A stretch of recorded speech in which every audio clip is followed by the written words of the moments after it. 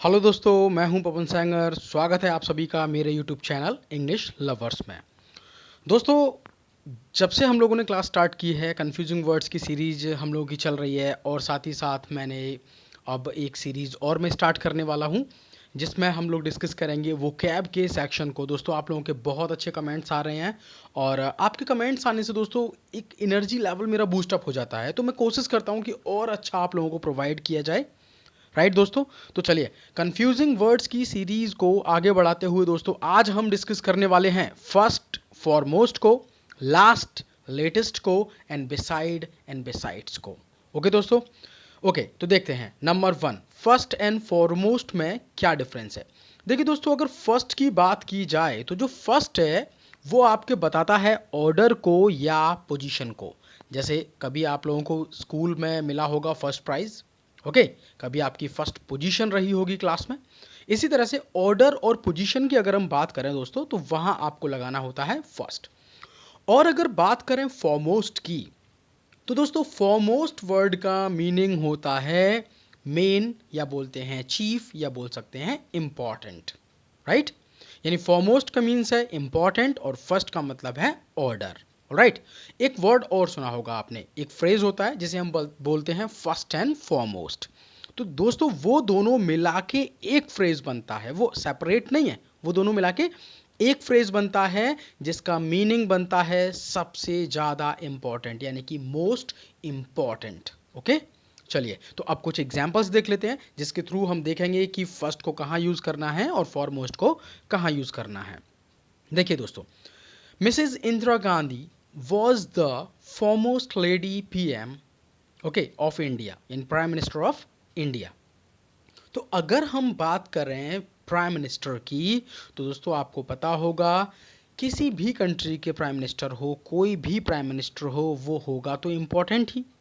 Right, हमेशा important होगा। तो हम यहाँ किसकी बात कर रहे हैं, यानी इंदिरा गांधी की। और आप लोगों को पता होगा कि अगर हम बात कर रहे हैं इंदिरा गांधी की तो लेडी में सबसे पहले प्राइम मिनिस्टर बनने वाली लेडी थी, ओके, कौन, मिसेज इंदिरा गांधी। तो इसलिए यहाँ पे फॉरमोस्ट आपका गलत हो जाएगा क्योंकि फॉरमोस्ट का मीन्स बनेगा मेन, जबकि वो फर्स्ट हैं। तो ऑर्डर की बात आप कर रहे हैं, यानी सीक्वेंस की बात कर रहे हैं, यानी ऑप्शन बी में जाके फॉरमोस्ट को बना दीजिए फर्स्ट।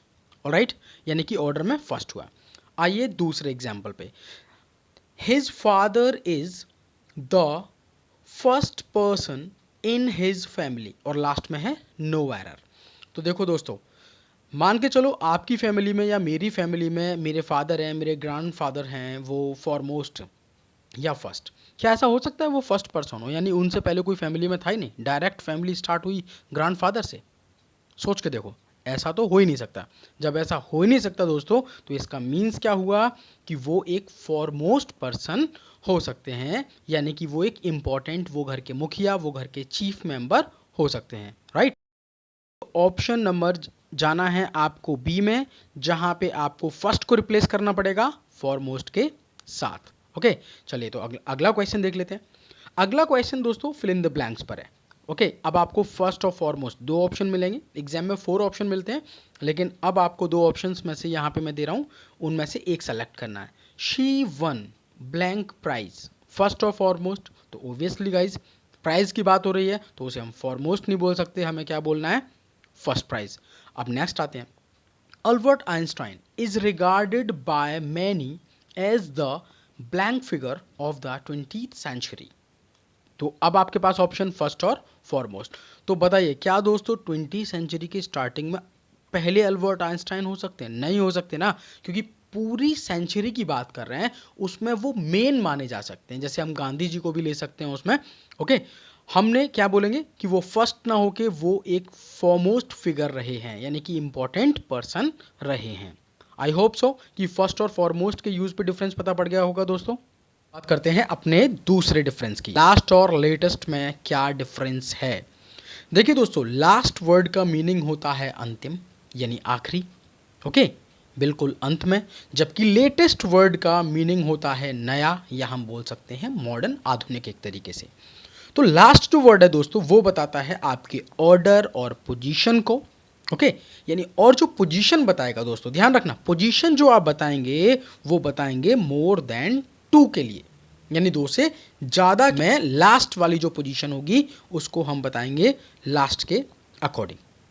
लेटेस्ट में लेटेस्ट बताता है दोस्तों टाइम के रिगार्डिंग बात करेगा, ये लेटेस्ट टाइम के रेफरेंस में बात करेगा और ये बताता है चीज़ों को रीसेंट या अप टू नाउ, यानी जो भी चीज़ हाल ही में हुई है या जो अब तक की बिल्कुल अपडेटेड बात हो रही होगी वहाँ लगाना है आपको लेटेस्ट। ओके, चलिए तो देखते हैं एग्जाम्पल्स के थ्रू समझते हैं दोस्तों। एग्जाम्पल देखिए, of the 3 drinks milk soda and T I like the latest one, और लास्ट में है नो एरर। ओके, तो ध्यान देना कितने ड्रिंक्स की बात हो रही है, 3 ड्रिंक्स की। यहाँ पे ड्रिंक्स कौन कौन से मिल रहे हैं, एक तो मिल रहा है आपको मिल्क, दूसरा मिल रहा है सोडा, तीसरा मिल रहा है आप लोगों को टी। और बंदे ने बोला कि भैया मुझे तो लास्ट वाली पसंद है, यानी टी पसंद है। ओके, तो जब टी पसंद है तो क्या आप यहाँ लेटेस्ट लगा सकते हैं? ये तो बिल्कुल ही बेकार सेंटेंस बन जाएगा। इसलिए दोस्तों आपको पता पड़ गया है, यानी ऑप्शन डी में आप लेटेस्ट को रिप्लेस कर दीजिए लास्ट के साथ। ओके, चलिए देखते हैं अगले एग्जाम्पल को। Okay, what is the last news, right. अब यहाँ देखो, जब भी दोस्तों आप न्यूज़ के बारे में बात कर रहे हैं, किसी मैगजीन के बारे में बात कर रहे हैं, किसी एडिशन के बारे में बात कर रहे हैं, तो उसको आप लास्ट नहीं बोल सकते, आप बोलेंगे उसे लेटेस्ट। ओके, तो हमें बोलना पड़ेगा what is the latest news, okay, ना कि लास्ट न्यूज़। चलिए तो एक और एग्जाम्पल देख लेते हैं, थर्ड एग्जाम्पल को। Jeggings are the last outfit of young generations. Okay, आपको पता ही होगा जैगिंग्स के बारे में, जीन्स प्लस लैगिंग्स दोनों को मिला के जो कंबाइंड वर्ड बनाया गया है, ये अपडेटेड वर्ड है। जैगिंग्स आउटफिट्स होते हैं, बियरिंग्स होते हैं, कपड़े। तो जैगिंग्स आर द लास्ट। तो दोस्तों ये जो जैगिंग्स है एक तरह का न्यू आउटफिट है। तो जब न्यू आउटफिट की बात कर रहे हैं, आप नए आउटफिट्स की बात कर रहे हैं, तो उसके लिए आपको लास्ट नहीं लगाना है, उसके लिए लगा देना है लेटेस्ट।